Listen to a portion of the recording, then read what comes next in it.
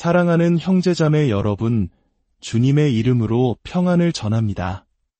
오늘 말씀을 듣기 전 잠시 마음을 모아 기도하고 싶습니다.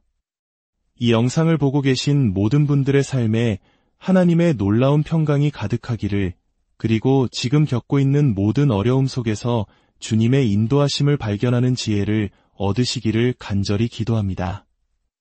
만약 오늘 이 이야기가 여러분의 마음에 깊은 울림을 준다면 주변에 사랑하는 이들에게도 공유하여 하나님의 크신 은혜와 위로를 함께 나누어 주시길 바랍니다. 이 작은 나눔이 누군가에게는 절망의 끝에서 만나는 희망의 빛이 될 수 있습니다.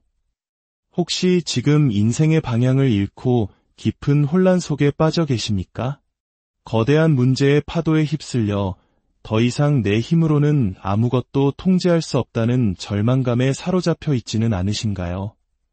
그렇다면 바로 그 순간이, 그 문제가 하나님께서 당신의 삶을 향한 위대한 계획과 당신을 정렬시키시는 순간임을 믿으십시오. 하나님께서는 때로 우리 삶에 폭풍우를 허락하십니다. 우리가 상상하지 못했던 기이한 일들과 감당할 수 없는 문제들을 통해 우리를 집어삼키게 하십니다. 그 이유는 바로 우리가 가진 통제력이라는 교만을 내려놓게 하시기 위함입니다. 어쩌면 당신을 삼켜버린 그 거대한 고래는 알코올 중독일 수 있습니다. 혹은 약물 중독, 끊어낼 수 없는 죄의 사슬, 감당할 수 없는 재정적 어려움, 혹은 끝이 보이지 않는 우울증의 깊은 터널일지도 모릅니다. 이제 더 이상 내 힘으로 어쩔 수 없는 그곳에서 하나님께서는 말씀하십니다. 돌이키라. 그저 올바른 방향으로 몸을 돌리기만 하여라. 그러면 내가 너를 내 계획의 길 위에 바로 세울 것이다. 원수가 너를 파괴하기 위해 사용했던 바로 그것을 내가 너의 운명을 향해 달려가는 특별한 버스로 바꾸어 놓을 것이다. 할렐루야. 하나님께서는 당신을 집어삼키고 있는 그 끔찍한 문제와 고통을 그분의 영광을 위해 당신이 있어야 할 바로 그곳으로 데려다주는 특별한 운송수단으로 사용하실 수 있는 분입니다. 당신은 전혀 예상하지 못했을지라도 말입니다. 어쩌면 지금 이 순간 여러분 중 일부는 바로 그 고래 뱃속 대학교에서 가장 힘든 마지막 학기를 보내고 있는지도 모릅니다. 그러나 곧 여러분은 그곳을 아주 우수하게 졸업하게 될 것입니다. 예수님의 이름으로 축복합니다. 아멘. 성경 속 요나의 이야기를 떠올려 봅니다. 그는 하나님의 명령을 피해 도망치다 거대한 물고기에게 삼켜졌습니다. 그가 만약 그 끔찍한 3일 밤낮 동안 고통 속에서 하나님을 향해 얼굴을 돌리지 않았다면 과연 살아남을 수 있었을까요? 저는 상상해 봅니다. 칠흑 같은 어둠 속 간신히 숨 쉴 수 있는 작은 공간을 찾아 헐떡이는 요나의 모습을 말입니다.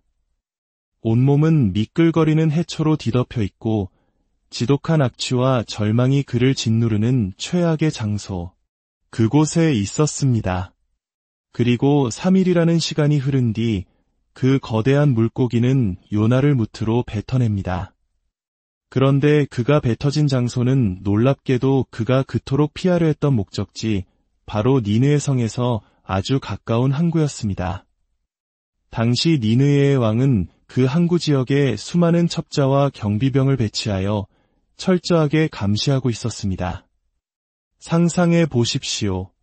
갑자기 거대한 물고기가 수면 위로 솟구쳐 오릅니다. 아마도 거대한 고래였을 겁니다. 엄청난 물보라를 일으키며 해변 가까이로 다가온 그 고래가 거대한 입을 벌려 한 사람을 뱉어냅니다.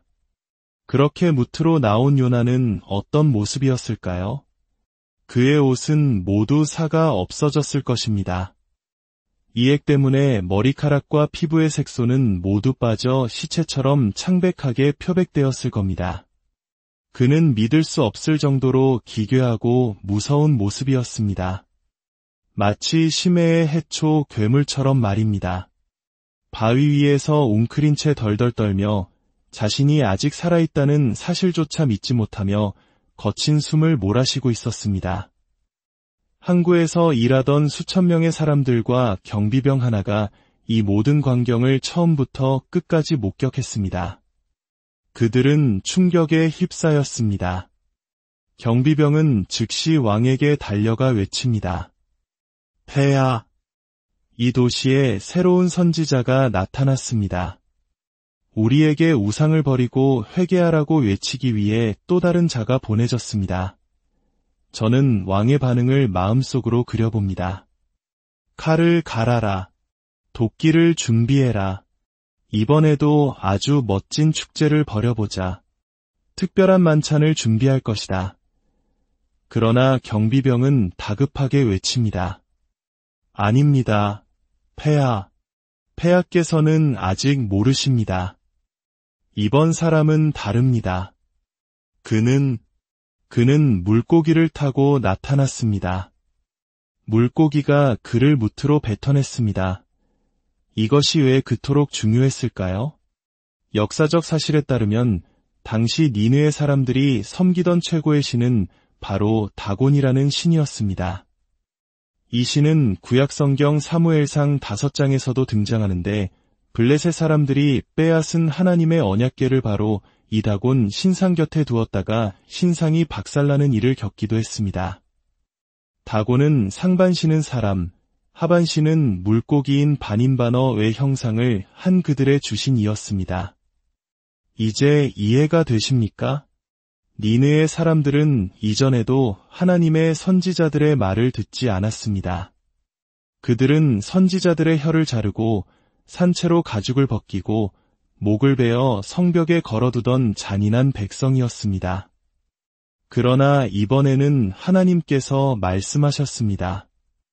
이번에는 훌륭한 가문과 신앙의 계보를 통해 자라난 엘리트 선지자를 보내지 않겠다. 선지자 학교에서 잘 훈련된 자를 보내지 않겠다. 대신 나의 명령을 두려워하여 도망치려 했던 반역자, 연약한 한 남자를 보낼 것이다. 내가 예비한 물고기가 그를 삼키게 할 것이다. 왕에게 전해진 소식은 이것이었습니다. 폐하, 이번 선지자는 물고기의 배 속에서 나왔습니다. 그러자 왕은 말합니다. 오, 정말인가? 그를 당장 데려오너라. 온 백성이 그의 말을 듣게 할 것이다. 제가 여러분께 전하고 싶은 메시지는 바로 이것입니다. 당신은 하나님께서 앞으로 무슨 일을 하실지 결코 알 수 없습니다. 니느웨 사람들은 그들이 그토록 숭배하던 신의 뱃속에서 기어나오는 한 남자를 보았습니다. 그리고 그 남자는 선포했습니다. 여러분이 섬기는 저것은 신이 아닙니다. 여러분이 진정으로 경배해야 할 하나님은 여러분의 그 우상신을 다스리시는 분, 그의 이름은 바로 여호와 하나님이십니다. 하나님께서는 요나가 도망칠 것을 알고 계셨습니다. 요나가 두려워할 것을, 그의 연약함을 모두 알고 계셨습니다. 그래서 하나님은 말씀하셨습니다. 나는 실패한 자를 들었을 것이다. 반역자를 들었을 것이다. 그를 물고기 뱃속에 넣을 것이다. 그가 도망친 후 물고기가 그를 뱉어냈을 때 사람들은 그가 겪어온 길 때문에, 그가 경험한 그 깊고 낮은 절망의 깊이 때문에 그의 말에 귀를 기울이게 될 것이다. 이전에는 결코 듣지 않았을 그들이지만 이번에는 들을 것입니다. 왜냐하면 그는 그들의 신의 뱃속에서 기어 나왔기 때문입니다. 혹시 지금 하나님, 왜 저에게 이런 시련을 겪게 하십니까? 라고 묻고 있습니까? 그 이유는 바로 이것입니다. 당신이 그 중독이라는 고래의 뱃속에서 기어 나왔을 때 다른 니느웨 사람들이 당신을 지켜보며 말할 것이기 때문입니다. 저 사람이 이겨냈다면 나도 이겨낼 수 있어. 당신이 알코올 중독이라는 고래의 뱃속에서 기어 나왔을 때 그것은 단지 당신만을 위한 것이 아니라 당신의 자녀와 그 자녀의 자녀들을 위한 간증이 될 수 있습니다. 하나님께서는 말씀하십니다. 내가 겪은 고통을 낭비하지 마라. 여러분 중 누군가는 이혼이라는 고래의 뱃속에서 기어 나왔습니다. 스스로를 미워하고 어두운 날들을 보내며 눈물로 밤을 지새웠던 시간들이 있었을 겁니다. 누군가는 사랑하는 이를 잃은 슬픔이라는 고래 뱃속에 있었습니다. 당신이 겪은 그 모든 것을 낭비하지 마십시오. 오직 그 뱃속에 들어가 봤던 사람, 그리고 하나님의 은혜로 그곳에서 기어나온 사람만이 돌아서서 다른 사람에게 말해줄 수 있습니다. 당신도 거기서 나올 수 있습니다. 예수님의 이름으로 선포합니다. 할렐루야. 과거에는 엉망이었고 중독에 묶여 있었지만 이제는 그 악한 우상의 뱃속에서 기어나와 만왕의 왕이시오 만주의 주이신 예수님을 섬기는 모든 분들을 축복합니다. 요나는 무트로 나와 외쳤습니다. 회개하라. 그러자 니느의 사람들은 칼을 빼드는 대신 인류 역사상 가장 위대한 부흥 속에서 12만 명의 사람들이 무릎을 꿇었습니다. 아마 요나는 속으로 생각했을지도 모릅니다. 아, 오늘 나에게 기름 부으심이 대단한데? 아니요, 요나. 그것은 단지 당신이 겪어온 고통 때문이었습니다. 하나님께서 그 고래를 당신의 사역을 위한 가장 강력한 도구로 사용하고 계셨다는 것을 그는 전혀 알지 못했습니다. 그 고래 뱃속에서의 경험이 없었다면 그는 결코 온 도시를 구원하지 못했을 것입니다. 이제 예수님께서 하신 일을 말씀드리겠습니다. 할렐루야. 예수님이야말로 우리의 진정한 요나이십니다. 사람들이 예수님께 기적을 보여달라고 했을 때 그분은 말씀하셨습니다. 내가 너희에게 보여줄 표적은 요나의 표적밖에 없느니라. 할렐루야. 요나가 밤낮 사흘 동안 큰 물고기 뱃속에 있었던 것 같이 나도 십자가로 갈 것이다. 온 인류의 죄를 짊어질 것이다. 선원들이 요나를 바다에 던졌을 때 배에 평화가 찾아왔던 것처럼 당신이 예수 그리스도를 영접하는 순간 당신의 삶이라는 거친 풍랑 속의 배는 잠잠해지고 하나님께서 주시는 참된 평안을 얻게 될 것입니다. 우리에게는 평안이 필요합니다. 가정의 평안이, 마음의 평안이, 관계 속에, 결혼 생활 속에, 가족 안에 평안이 필요합니다. 예수님은 평강의 왕이십니다. 당신이 그분을 당신의 희생 제물로 바라볼 때 그분은 인간의 모든 이해를 뛰어넘는 평안을 가져다 주실 것입니다. 사랑하는 여러분, 당신의 가장 어두웠던 고래 뱃속에서의 경험이 누군가를 구원하는 가장 강력한 메시지가 될 것임을 믿으십시오. 주님께서 당신의 모든 고통을 사용하여 그분의 영광을 드러내실 것입니다. 주님, 이 말씀을 듣는 모든 이들을 축복하여 주시옵소서.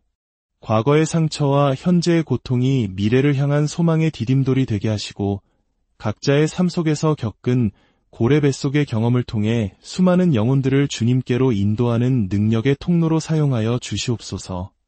예수 그리스도의 이름으로 간절히 기도드립니다.